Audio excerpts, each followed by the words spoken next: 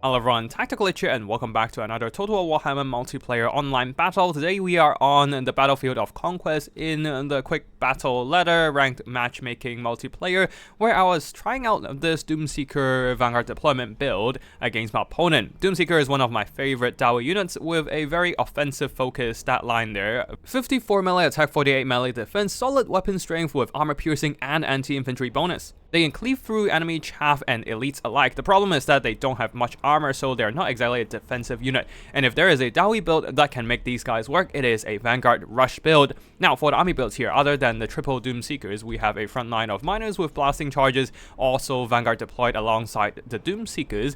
Behind them, a ton of Rangers and one Grim Dwellers, the Thunders with Grudge Rakers, Regiment of Renown with their devastating firepower. They also have Frenzy, actually, so they can actually do some good damage if they get charged in melee, I guess. Anyways, the leadership-wise, we have a bit of hero hammer here, apologies, but I do want to see if I can make a viable build with the Vanguard Deployment Rush. So a bit more of a meta hero combo, double Dragon Slayers, both having the Worthy Foe for additional melee attack and damage, and also Floric Ironbrow here with only Rune of Wrath and Ruin and Rune of Oath and Steel mostly to buff up the armor of the Naked Slayers. On the other side of the battlefield, my opponent here probably expecting more of a Thunder Barge here, with two Doom Diver catapults ready to snipe out my flying machine. But alas, there is not much of an artillery duel today, because I am going Vanguard Rush, right? Behind them is a line of Savage Orcs, and backed up by Squig Herds for their anti-infantry armor piercing. Behind them is a line of Heirs, Varsity Heirs flanked by Orc Air Boys, supported by the Swamp Things, a terror-causing monster piece of the Greenskins, also having the overwhelming odor to reduce enemy melee attack and lower their damage output. Leading the army, Warzak the Great Green Prophet with only Foot of Gork as the spell to stomp some stunties. There are also some Vanguard deployed Wolf Riders, I believe. Yeah, Goblin Wolf Riders scattered across the battlefield, ready to jump onto my backline. That's it for the army builds, and now let's get the battle started. On this map, because the Vanguard deployment zone is actually super large, the characters over here are deployed at the edge of the regular deployment zone. I basically skipped through the half of the battlefield and getting right into the face of my opponent here. Miners rushing in, and the Squig Herds will be reacting, trying to countercharge my army head first, instead of sending in the Savage Orcs first, because the Squig Herds having less unit models will take less damage from the blasting charges. A very wise move from my opponent, and also Doom Diver catapults are pulling back, seeing that they don't really need to stay in the front of the formation to skirmish.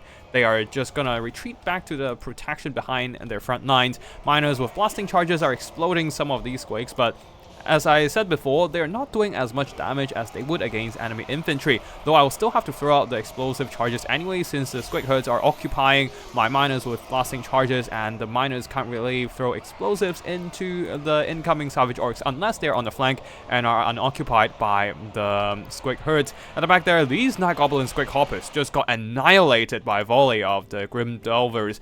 More of these Night Goblin Squig Hoppers are rushing in. I actually mistaken them for being Wolf Riders, because Wolf Riders on this side, Night Goblin Squig Hoppers on the other side. And yeah, one of the Squig Hoppers already annihilated by the Grim Delvers, retreating away from the devastating damage. We're going back into regular speed as the Savage Orcs are rushing into combat as well. Now, the Squig Herds, despite their large unit models, they are still taking insane damage from the Doomseekers, since the Doomseekers have good enough melee stats that regardless of their opponent's sizes, they are gonna do some good damage.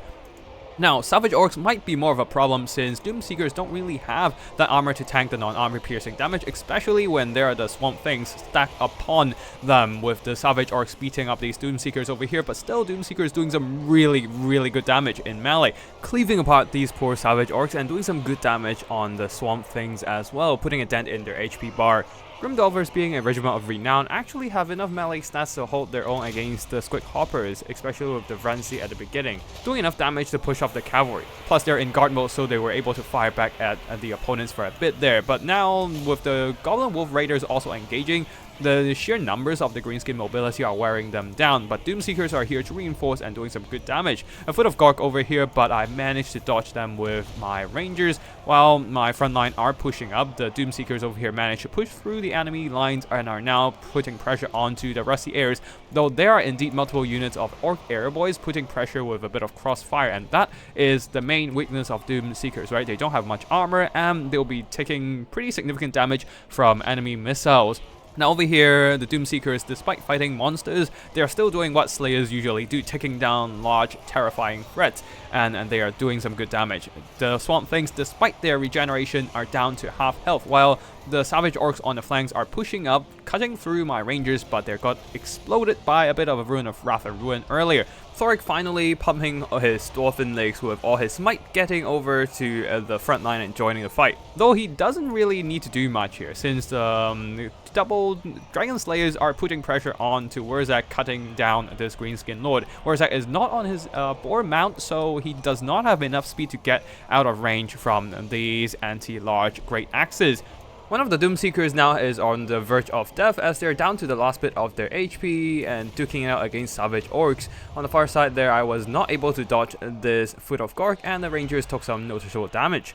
Overview of the battlefields, we can see that the Doomseekers, the ones on the right, are rather worn down. These ones down to the last handful of models, 6 of them, still duking it out against the Swamp Things, down to the last quarter of their HP despite their regeneration.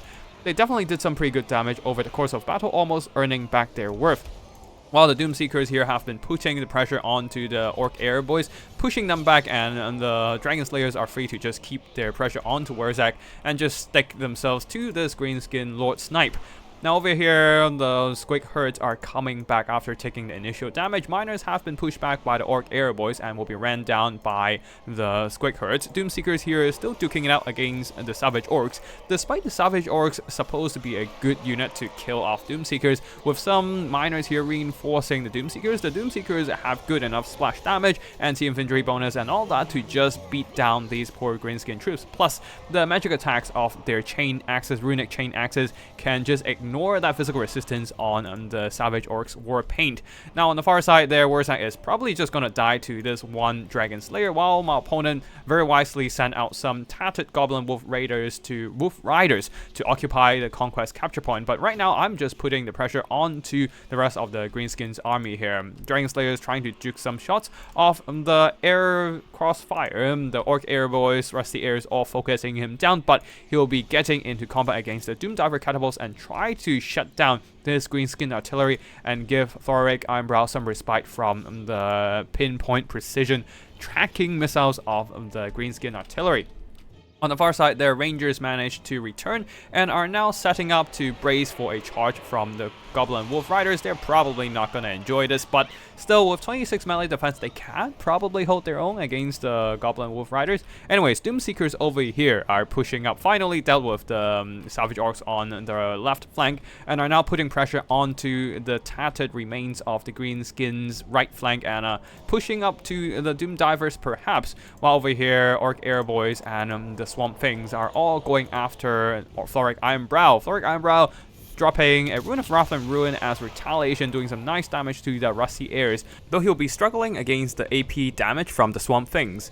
Now let us go into fast forward here and skip a bit of marching as units are maneuvering to different parts of the map. The Greenskins leadership are taking a pretty big hit as the Dragon Slayers manage to kill off Wurzak on the far side of the map, and he is returning to lend aid to Thoric, helping him push off the Swamp Things with his axe. But a very nice hit from the Doomdiver catapult, a basically 2-for-1 hit, doing some nice damage to both Thoric and the Dragon Slayer. However, now I am putting that melee pressure on as these tattered Doomseekers, they're still fighting with 12 models left and are getting a bit of a buff from the Rune of Oath and Steel, getting a bit of an extra armor to tank enemy hits. Not that it matters much against the Swamp Things. Either ways, the Doomseekers with the reinforcement of a Dragon Slayer form a Slayer squad and manage to rout the Swamp Things. The other Dragon Slayer are busy chasing down some Orc Airboys. Now, at this point, it is pretty much the single entities carrying the game, since I managed to do enough damage to the rest of the Greenskins army with the Doomseekers and Miners and Rangers and whatnot, while the characters focus on doing their job hunting down Warzag and perhaps the monsters, the backline as well, doing enough damage to secure victory for Dwarfs. I know it is a bit of a Dwarf hero hammer, but still, the important thing is that the Doomseekers' aggressive rush cleave through the defenses of the Savage Orcs, the Squig Herds, and even the Swamp Things, and manage to put the pressure onto the Greenskin missile line and shut them down, giving me a more comfortable late game for the victory. Oh, and also the Miners at the back here managed to regroup and surround the Conquest Point, held it, and recapture it for me. That is it for the battle. Let's jump into army performances in the post-battle screen. GG to my opponent for this very fun battle there. Of course, Dragon Slayers in the game did a lot of damage by cutting down Warzag and pressuring, just hunting down the tattered remains of the Greenskin missiles, but the important thing is that the combination of Miners and the Doomseekers managed to cut through all that Savage Orcs and the Squig Herds and breach into the Greenskin backline, preventing them from safely sitting there and keep firing at my important assets. Rangers didn't do that much damage, while Grim Dwellers did some devastating volleys to the Night Goblin Squig Hoppers, but quickly got shut down by the Greenskin mobility pressure. On the other side, for the Greenskins, Savage Orcs did some good damage since they do trade pretty well into Doomseekers, and also just cutting down Miners and Rangers in general, but unfortunately, because they don't have Unbreakable, unlike the Doomseekers were managed to fight on till the late game with only a couple handful of units left and a very tattered HP bar, and they just kept doing damage to the Greenskin backline, while the Savage Orcs wasn't quite able to do that due to their flimsy leadership. For the rest of the army here, the Night Goblin Squig Hoppers, these ones did good damage, but the rest did not, especially the Squig Herds in general just got hacked down by the Doomseekers. Swamp Things did some good damage beating up Thoric Ironbrow, but unfortunately the missiles just wasn't quite able to carry their own weight. And yeah, that's it for today's battle. I hope you all enjoyed this multiplayer action of Total War Warhammer. If you want to see more similar content, be sure to subscribe. Thank you for watching, and I'll see you in the next one. Tactical Itch, signing out.